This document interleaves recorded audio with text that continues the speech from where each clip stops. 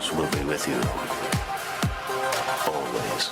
Hi everyone. We're just under 6 months away from the 10th anniversary of the Disney acquisition of Lucasfilm and all of its properties. While it's been an overall success so far, Disney Star Wars is often thrown out as an all encompassing buzzword to dismiss the project's initiatives that certain fans may not like or appreciate for whatever reason. It did, however, give me the idea for this video. Disney has added to and created new eras in the Star Wars saga, but how successful have they actually been? We're just a little over a month away from Obi-Wan Kenobi's premiere, and we're arguably entering into a golden age of Star Wars in all of its forms.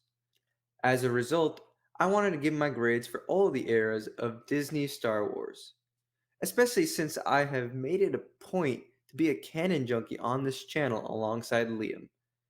This two-part video is in chronological order, and we begin with The Force will be with you. Always. launched in January 2021. This era has often been entirely dismissed by parts of the fandom, without a single page being read. As you all may know, we have covered every part of this initiative and have had a blast reading it. It's introduced a unique new villain in Markion Ro, has showcased a Jedi at the height of their powers, added a strong amount of diversity and representation, introduced manga and virtual reality content, and has been tightly interconnected in a way that most franchises dream of. It's been an awesome ride in all three waves of Phase 1, Light of the Jedi, but I do have some criticisms. Wave 1 is tightly written and is altogether better for it. Wave 2, however, is quite long and could have been split into two waves or trimmed down.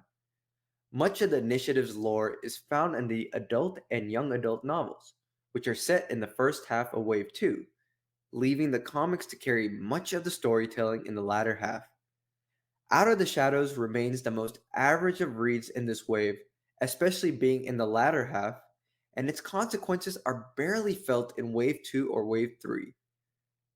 As good as Marvel's The High Republic series is, and as underrated as the High Republic Adventures IDW series is, it's hard for people to be invested in the initiative and to read every single comic. Wave three's focus is entirely on Starlight Beacon, so unique stories like Trail of Shadows and Midnight Horizon are written with a singular end in sight. Eye of the Storm 1 and 2, at the very end of Wave 3, open up the narrative once more.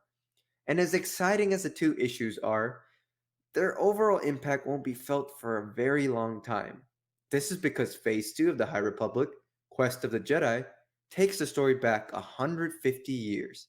As excited as I am for it and what it means for the Jedi and the state of the galaxy, not being able to continue the story we just concluded is a bit disappointing.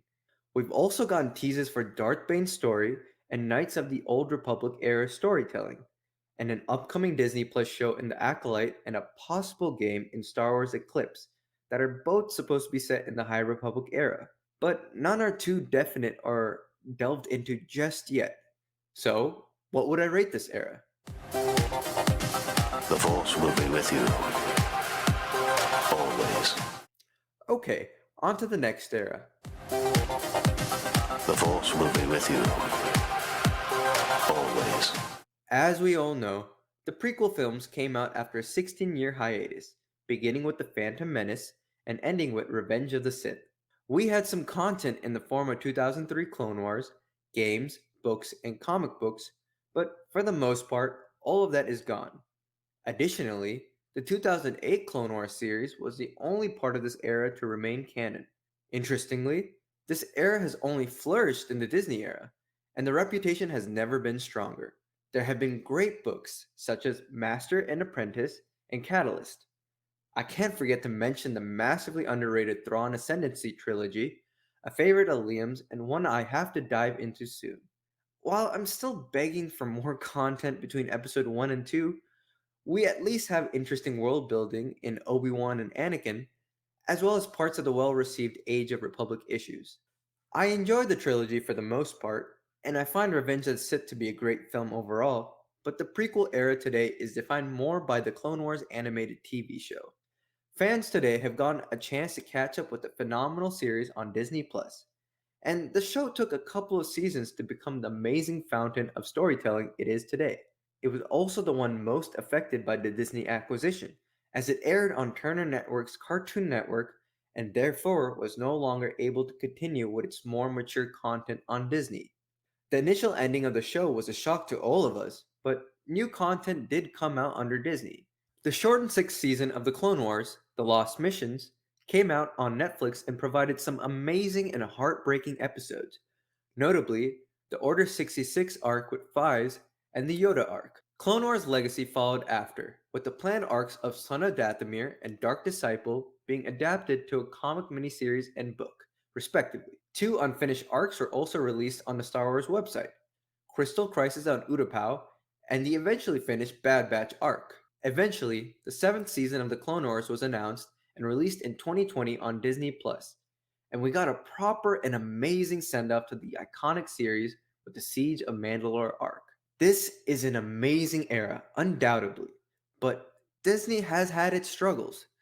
The handling of the Clone Wars was most unfortunate, as it's easily the best and most important part of the prequel era in discussions today. Even if we don't get all of the originally planned stories, getting a season 7 revival and having some amazing adaptations has helped the show end with strong graces. I still want some early Clone Wars stories, which the novel, Star Wars Brotherhood, should hopefully satisfy. And I want far more between episode 1 and 2, but overall, The Force will be with you. Always. now onto the most explored era these days. The Force will be with you. Always. The Dark Times era is an era I can honestly say I need a bit of a break from once 2022 ends. In terms of larger content, we have gotten the best first season of any animated show in the Bad Batch, with strong future potential. Most notably, the TV PG rated Clone Wars, funded out of George Lucas's pockets, was cancelled for Star Wars Rebels, a TV Y7 show with much less expensive animation. The show was also primarily premiered on Disney XD, making it much harder for fans to watch. The first season and a half is fun, but often got pulled away from its main narrative for forgettable side quests. The strength of the season 2 finale, Twilight of the Apprentice, and the final two seasons more than make up for the flaws of the first two. To this day, fans who rewatch or get their first chance of watching the show on Disney Plus get to experience some of the best Force mythos and Imperial era world building ever. Who can forget Maul and Obi-Wan? We even got Grand Admiral Thrawn into canon here, and there was also Mon Mothma and the continuation of the Mandalorian storyline. While there are plenty of forgettable episodes, the highs of Star Wars Rebels match even those of the Clone Wars. Outside of the animation, we have two major upcoming live-action shows, an underrated film, and one of the finest Star Wars games ever. We are all eagerly awaiting the Obi-Wan Kenobi event series, and I cannot wait to see both Ewan McGregor and Hayden Christensen back. The Andor show is the only one shot outside of the volume and promises to give a deeper look into the complexities of the rebellion. It is quickly becoming one of my most anticipated Star Wars live-action shows ever. I think it's fair to say that these two shows alone can cover a large swath of the era unexplored by animation, but it's impossible to judge them at this time. Solo, a Star Wars story, chronicles the initial adventures of Han Solo's smuggling career and the events that began to shape him into who we see at the start of A New Hope. It's a bit of a reductive film, a sort of greatest hits for a character whose mystery is one of his biggest assets, but the unique visuals, strong performances from the whole cast, and rich new ideas that are still being used today make it a fun addition to the universe. It does seem like it has been faulted heavily for the halt of the spin off films, but more time spent crafting all Star Wars films is for the best. Finally, Star Wars Jedi Fallen Order is the game of the EA Star Wars era. EA's failure to produce more games and well received games at that has resulted in Disney finally opening up the license to other notable game developers. But if EA makes more games like Fallen Order, they should be in good shape. This RPG has Souls-like gameplay mixed with a moving and powerful storyline about the fallout from Order 66, and heavily explores new Force cultures outside of the Jedi Order. Fan favorite characters like Cal Kestis and Marin make this a game that is hard to ever put down, and I personally cannot wait for a hopefully direct continuation of the story. This era is really filled out with an abundant number of novels and comic books. For example, A New Dawn kicked off the new canon and chronicled the first meeting of Kanan and Hera. We've had some amazing releases, such as Timothy Zahn's Thrawn Imperial Trilogy, Claudia Gray's Leia, Princess of Alderaan, and the Lando and Darth Vader comics by Charles Soule. There's also other excellent material, like the Kanan comics and the virtual reality experiences of Secrets of the Empire and Vader Immortal, which are worth a look as well. There are duds all around, however, like the Darth Vader Dark Visions and Lando Double or Nothing miniseries, and the numerous mobile pay to win games. With so much content already made and upcoming of varying and unknown quality, my score will be a little bit different here. The Force will be with you. Always. Well, I hope you enjoyed this first part of my ratings for the Disney Star Wars eras. Be on the lookout in 2 weeks when I pick it up again, starting with the original era of Star Wars. See you later! Thank you for watching the Star Wars Lad special. If you enjoyed it, let us know by liking and commenting on the video below. If you enjoy our channel, click subscribe and hit the bell icon to be notified every time we drop a new video.